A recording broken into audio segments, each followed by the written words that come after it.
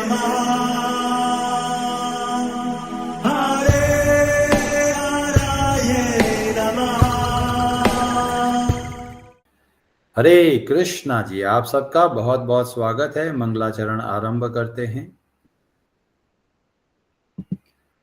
ओम नमो भगवते वासुदेवाय। ओम अज्ञानतिमिरान्धस्य ज्ञानाञ्जनशलाकया चक्षुरुन्मीलितं येन तस्मै श्रीगुरवे नमः। नमः ओम विष्णुपादाय कृष्णप्रेष्ठाय भूतले श्रीमते भक्ति वेदांत स्वामिनिति नामिने। नमस्ते सारस्वते देवे गौरवाणी प्रचारिणे निर्विशेष शून्यवादी पाश्चात्य देश तारिणे। जय श्री कृष्ण चैतन्य प्रभु नित्यानंद श्री अद्वैत गदाधर श्रीवासादि गौर भक्त वृंद। हरे कृष्ण कृष्ण कृष्ण हरे हरे, हरे राम राम राम हरे हरे। कार्पण्य दोषोपहत स्वभावः पृच्छामि त्वां धर्म सम्मूढचेताः। यच्छ्रेयः स्यान्निश्चितं ब्रूहि तन्मे शिष्यस्ते अहं शाधिमां त्वां प्रपन्नम्। हरे कृष्णा जी। भगवद गीता अध्याय 4 श्लोक नंबर 16 आरंभ करते हैं। ब्रजेश्वरी जी, आप पढ़ेंगे संस्कृत। हरे कृष्णा। किम कर्म किम अकर्मेति कवयोऽप्य अत्र मोहितः तत्ते कर्म प्रवक्ष्यामि यज्ञात्वा मोक्ष्यसे अशुभात्। हरे कृष्ण। हरे कृष्णा। किम क्या है कर्म, कर्म किम क्या है अकर्म, अकर्म निष्क्रियता। इति इस प्रकार कवयः बुद्धिमान अपि भी अत्र इस विषय में मोहिताः मोहग्रस्त रहते हैं। तत् वह ते तुमको कर्म कर्म प्रवक्ष्यामि कहूंगा, यत जिसे ज्ञात्वा जानकर मोक्ष से तुम्हारा उद्धार होगा, अशुभात अकल्याण से अशुभ से। कर्म क्या है और अकर्म क्या है, इसे निश्चित करने में बुद्धिमान व्यक्ति भी मोहग्रस्त हो जाते हैं। अतएव मैं तुमको बताऊंगा कि कर्म क्या है, जिसे जानकर तुम सारे अशुभ से मुक्त हो सकोगे। हरे कृष्णा जी। भगवद गीता बहुत ही अद्भुत ग्रंथ है। हर एक श्लोक के अंदर बहुत गहराई है और इसीलिए जब भगवद गीता को समझना है तो भक्तों के संग में समझना है। कई लोग बोलते हैं कि भगवद गीता में तो भगवान श्री कृष्ण केवल अपनी ही तारीफ करते रहते हैं, खुद की प्रशंसा करते रहते हैं, बोलते भी मेरी पूजा करो, मेरा भक्त बनो। ऐसा वो क्यों बोलते हैं? क्या भगवान के अंदर कोई स्वार्थ है? नहीं। इस श्लोक से हमको पता चलता है भगवान कितने दयालु है। हम सब के लिए सदैव चिंतित रहते हैं और हम लोग कैसे प्रसन्न हो, इसके लिए भगवान हमको उपाय बताते हैं। हमने बहुत विस्तार से पहली लाइन को समझा है। कवयो अपि अत्र मोहिता। बड़े बड़े बुद्धिमान लोग भी भ्रमित हो जाते हैं, पर जब हम भक्तों के सानिध्य में हम जब शास्त्रों का अध्ययन करते हैं तब हम ऐसे मोह से प्रभावित नहीं होते। अब भगवान श्री कृष्ण अगली लाइन में बहुत अद्भुत बातें हमें बताते हैं। भगवान श्री कृष्ण बताते हैं, तत्ते कर्म प्रवक्ष्यामि। मैं तुमको वह कर्म के बारे में बताऊंगा। तो कई लोग बोलेंगे, तो क्या अर्जुन ने ये प्रश्न किया? नहीं, अर्जुन का प्रश्न तो बहुत पहले चौथे अध्याय के शुरू में ही था कि आपने ये ज्ञान सूर्य को कैसे दिया। उसके बाद में जो भगवान बोल रहे हैं वो भगवान की दया का भाव हमें देखने को मिलता है। यहाँ पर अर्जुन का कोई प्रश्न नहीं है, फिर भी भगवान दया करके हम सब की भलाई के लिए कुछ आगे बताना चाहते हैं। तत्ते कर्म प्रवक्ष्यामि, मैं कहूंगा। और क्यों कह रहे हैं? क्या भगवान का स्वार्थ है इसमें? तो भगवान बोलते हैं मेरा कोई स्वार्थ नहीं है, ये मैं क्यों बता रहा हूं? यज ज्ञात्वा मोक्ष से अशुभात, जो हमारे जीवन में अकल्याणकारी जो भी है उन सब से हमको मुक्ति मिलेगी। जो लोग सोचते हैं हम जीवन में बहुत दुख पाते हैं, तो भगवान बताते हैं ये टेक्निक को समझो। अगर हम इस टेक्निक को समझेंगे तो सदैव प्रसन्न रह सकते हैं। तो कई लोग बोलेंगे प्रभु जी हमारे जीवन में तो बहुत अच्छा चल रहा है, सब अच्छा ही अच्छा चल रहा है, तो हमको तो इसकी काम की नहीं। तो भगवान बताते हैं हर एक को इस ज्ञान की आवश्यकता है। और आगे चलकर 9वें अध्याय के पहले श्लोक में भी भगवान इसको अच्छे से बोलते हैं कि ज्ञानम विज्ञान सहितम यज ज्ञात्वा मोक्ष्यसे अशुभात्। जब हम भगवत गीता के ज्ञान को अच्छे से समझेंगे तो हमें मुक्ति मिलेगी। किससे मुक्ति मिलेगी? अशुभात से। तो भगवान जो भी बता रहे हैं उसमें केवल हम सब की भलाई है। भगवान के अंदर किसी तरह का स्वार्थ नहीं है। जो भी भगवान हमको शिक्षा देते हैं उसमें केवल हमारा कल्याण है। कई लोग बोलते हैं अरे प्रभु जी भगवत गीता तो बहुत कठिन है, होती नहीं हमसे तो। पर जब भगवान कुछ बोलते हैं इसका मतलब हर कोई व्यक्ति भगवत गीता के उपदेशों का पालन कर सकता है, क्योंकि भगवान ऐसा कुछ बोलेंगे ही नहीं जिसको हम नहीं कर सकते। तो इसीलिए भगवत गीता बहुत ही दिव्य ग्रंथ है और खासियत यह है बहुत सरल है, और साथ में इसको बताए हुए के मार्ग के हिसाब से जब चलते हैं तो हमारा कल्याण होगा। कोई डाउट नहीं है इस बात पर कि भगवान ने बताया है उस मार्ग पे चलेंगे तो हमारा कल्याण निश्चित है। 18वें अध्याय के 64वें श्लोक में भी भगवान इसको बताते हैं कि ये मैं क्यों बता रहा हूं। तो बोलते हैं ततो वक्ष्यामि ते हितम, केवल तुम्हारी भलाई के लिए बोल रहा हूं। और इसीलिए हमको बहुत अच्छे से इसको समझना है और समझकर जीवन में उतारना है। केवल कानों से सुनकर दूसरे कानों से नहीं निकालना है। जो सुना है उसके हिसाब से जीवन में परिवर्तन लेके आना है। 10वें अध्याय के पहले श्लोक में भी भगवान श्री कृष्ण बोलते हैं वक्ष्यामि हित काम यया, तुम्हारी भलाई के लिए बोल रहा हूं, मेरे लिए कुछ नहीं है। इसीलिए भगवत गीता के हर एक श्लोक को ध्यान से समझना है। जैसे एक माँ और एक बेटी होती है, बेटी सोचती है बाहर कितना अच्छा है, पर माँ ध्यान रखती है कि बाहर बहुत खतरा है। और इसीलिए माँ अपनी बेटी को समझाती है कि बेटी ध्यान रखना, बाहर जाओ तो इन बातों का ध्यान रखना, बाहर के लोग भरोसे के लायक नहीं है, घर के लोग हैं वो भरोसे के लायक है। ऐसे ही हम भगवान श्री कृष्ण के सनातन अंश हैं और इस भयानक जंगल में आकर फंस गए, और भगवान हमको मार्ग बताते हैं केवल हमारी भलाई के लिए। और भगवान क्या स्पष्ट उपदेश बताते हैं, मन मना भव मद भक्तो मद्याजी माम नमस्कुरु। हम सबको भगवान श्री कृष्ण के भक्त बनना है। कई लोग बोलेंगे अरे ये तो बहुत भारी शब्द है कि हम इतने सारे देवी देवताएं हैं, हम तो किसी की भी पूजा कर सकते हैं। किसी ने हमको नहीं बताया हम कौन हैं और हम किसके हैं। भगवान श्री कृष्ण भगवत गीता में बताते हैं तुम मेरे हो, मम एव अंशः।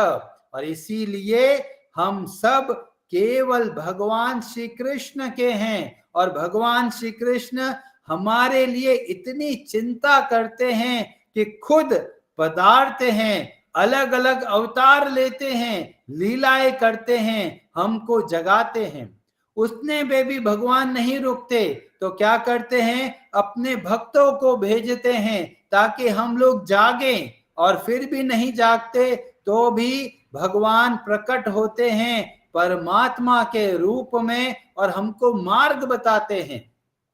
और इसीलिए जब भगवान बोलते हैं मन मना भव, इसमें केवल हमारा कल्याण है। 18वें अध्याय के 58वें श्लोक में भगवान इसको स्पष्ट रूप से बोलते हैं, मत चित्तः, तुम मन को मुझ में लगाओ। क्यों भाई, क्यों लगाए हम भगवान कृष्ण के चरणों में मन को? तो भगवान इसका उत्तर उसी श्लोक में दे देते हैं। भगवान बोलते हैं मत चित्तः सर्व दुर्गाणी मत प्रसादात तरिष्यसि।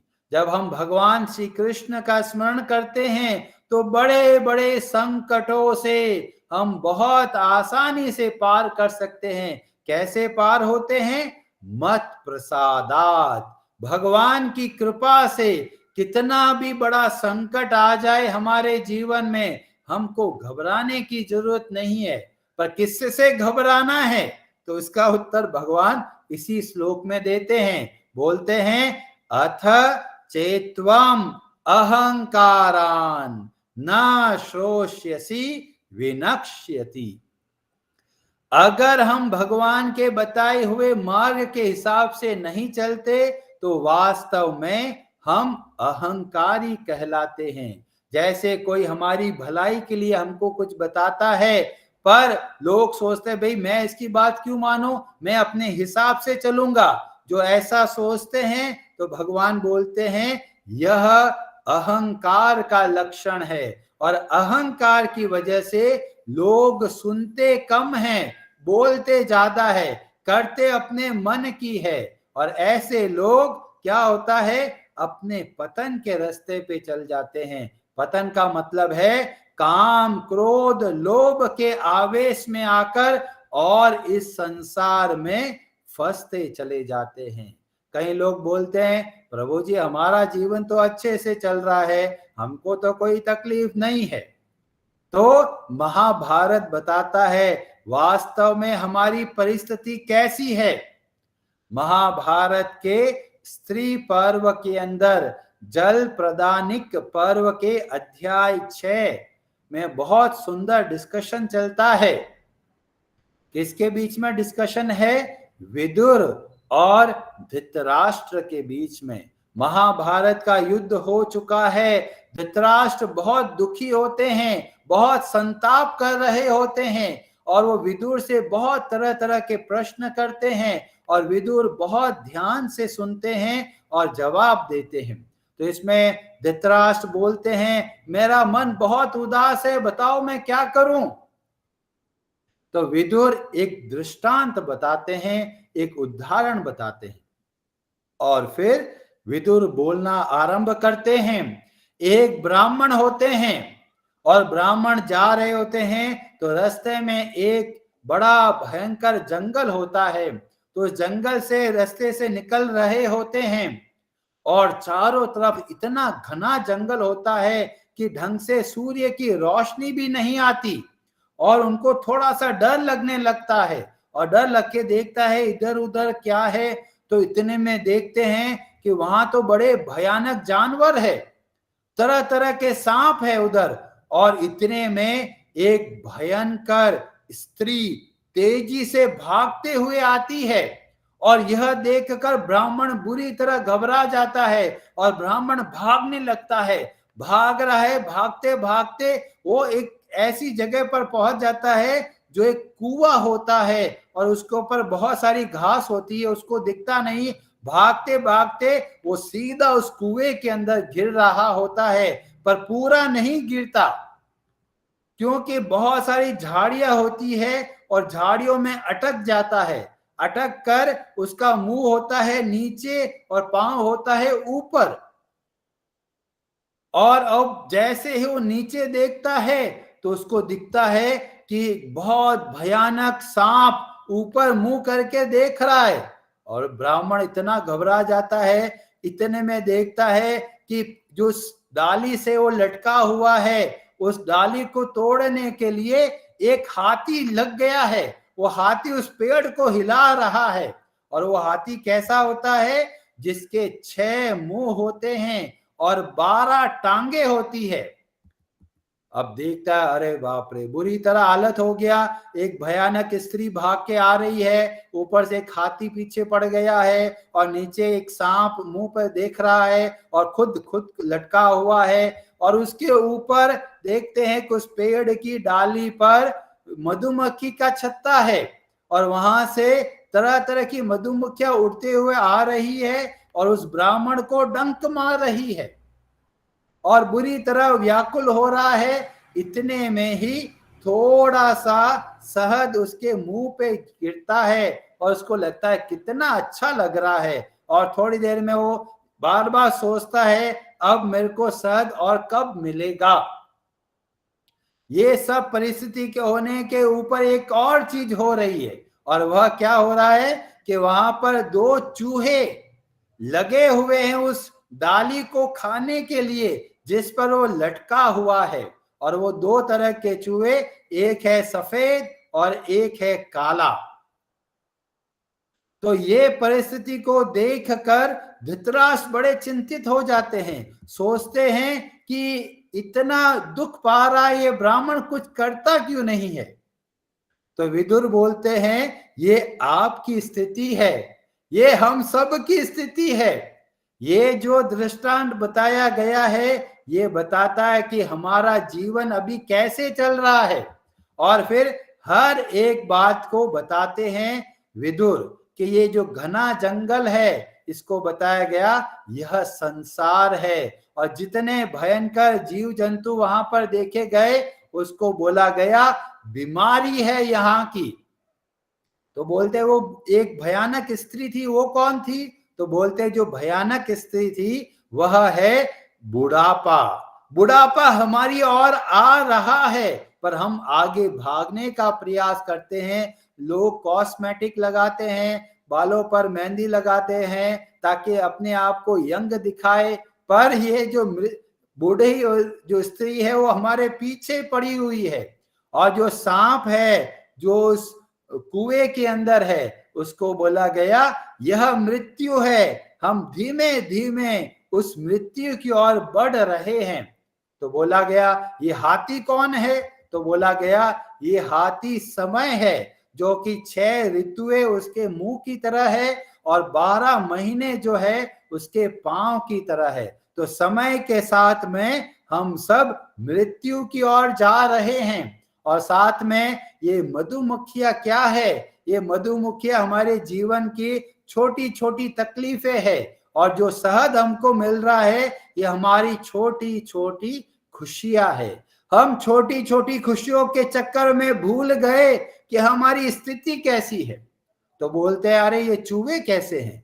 तो ये चूहे को बोला गया ये दिन और ये रात है, जो धीमे धीमे उस टहनी को तोड़ रहे हैं और हम धीमे धीमे मृत्यु की ओर बढ़ रहे हैं। इतनी भयानक स्थिति होते हुए भी लोग सोचते हैं अरे जी हमारा जीवन तो आराम से चल रहा है। पर हमारे शास्त्र हमको सावधान करते हैं, समय बहुत कम है, इस समय का दुरुपयोग नहीं करना है। हरे कृष्णा जी, आप सबका बहुत बहुत धन्यवाद। आज की कथा से आपको क्या शिक्षा मिली? आप कुछ कहना चाहते हैं तो आप अपना हाथ खड़ा कर सकते हैं। आज की कथा से संबंध में कोई प्रश्न है तो आप हाथ खड़ा कर सकते हैं। ब्रजेश्वरी जी, आप कुछ कहना चाहते हैं? हरे कृष्णा प्रभु जी। हरे कृष्णा जी। बहुत अच्छा पास टाइम ये बताया आपने, बहुत अच्छा मतलब लेसन है हमें डे टू डे अपनी लाइफ में कैसे चेंजेस लेके आने चाहिए और कैसे वर्कआउट करना है कि इस सिचुएशन से कैसे बाहर निकलें और कैसे मैनेज करें यहाँ पे सब कुछ। हमारे स्क्रिप्चर्स बहुत हेल्प करते हैं इसमें। हरे कृष्ण। हरे कृष्णा जी। तुलसी माता जी, आप कुछ कहना चाहते हैं? हरे कृष्णा प्रभु जी, दंडवत प्रणाम। हरे कृष्णा जी। प्रभु जी, आज का श्लोक बहुत समझने के जैसा है, मतलब जितना उदाहरण दिया वो हमारे जीवन के लिए बहुत अच्छा है। पर प्रभु जी, इतना बार हम सुन रहे हैं, इतना समझने की कोशिश करते, तो भी कभी कभी हम भटक जाते हैं। ऐसा सुनते हैं तो सोचते हैं नहीं है यही तरीके से हमारा जीवन है, ऐसे ही हमारा खत्म होना है, तो हम ऐसी ही भक्ति करेंगे, ऐसी जोरदार की करेंगे, पर फिर भी ऐसा हम कहीं ना कहीं चूक जाते हैं। तो ये बताया गया बहुत सरल तरीका है। हम मोबाइल काम में लेते हैं, मोबाइल काम करते हैं, समय के साथ डिस्चार्ज हो जाता है, तो क्या करते हैं, वापस चार्ज करते हैं। ऐसे ही जब हम कथा सुनते हैं, हमारे अंदर बहुत प्रेरणा मिलती है, एक उत्साह आ जाता है, हमको बहुत इंस्पिरेशन मिलती है, पर धीमे धीमे वो धीमे पड़ जाती है। तो ऐसी परिस्थिति में क्या करना है, वापस भक्तों के संग में रहना है, वापस उत्साह से आगे बढ़ना है। तो ढीले पड़ जाते हैं, समस्या नहीं है, तुरंत बैटरी को चार्ज करना है, इस बात का हमको ध्यान रखना है। जी प्रभु जी, वही वही रहती है कोशिश, हमेशा वही रहती है, यूट्यूब पे भी और आपके साथ जुड़ने से भी वही प्रयास रहता है प्रभु जी। हरे कृष्णा। हरे कृष्ण। अंचल प्रभु जी, आप कुछ कहना चाहते हैं? हरे कृष्ण प्रभु जी। हरे कृष्ण जी। प्रभु जी, बहुत ही सुंदर एग्जाम्पल था, पर मेरा एक सवाल ऐसा है कि भगवान ने इतना ज्यादा भयावह स्थिति क्यों बनाई? मतलब और भी कोई, मतलब अगर हम मान रहे हैं कि भगवान बहुत दयालु हैं, तो ये दो चीजें जो हैं थोड़ा रिलेट नहीं होती हैं कि भगवान इतने दयालु होते हुए भी हमको इतनी जटिल परिस्थिति में हम हैं। मतलब अ, ऐसा हो सकता है कि ये हमारे कर्म की वजह से हो, भगवान की, फिर भी अ, दोनों चीजें मैच नहीं हो रही हैं कि उनका प्लान है लेकिन हम इतने ज्यादा भयावह स्थिति में हैं। हम्म तो भगवान हमारे हितैषी है कि हमको दुख पहुंचाना चाहते हैं? इतने भयंकर परिस्थिति हमारे सामने रख दिया है, तो हमको पता चलता है भगवान की दया देखने को मिलती है जब हमको इसके बारे में पता चलता है कि हमारी परिस्थिति क्या है। भगवान से दूर रहकर हम कभी भी प्रसन्न नहीं रह सकते, पर जब हम अपनी इच्छाओं के अधीन हो जाते हैं, भगवान को भूलने का प्रयास करते हैं, तो भगवान दया करके ऐसी परिस्थिति लेके आते हैं जब व्यक्ति सोचता है कि मेरा जीवन कहाँ जा रहा है। अगर आप सोचिए, किसी के जीवन में सदैव सुख आता रहेगा तो वास्तव में दुखी रहेगा। क्यों? क्योंकि वो सोचेगा मेरा संसार सब कुछ सही चल रहा है, मैं भगवान की भक्ति क्यों करूं।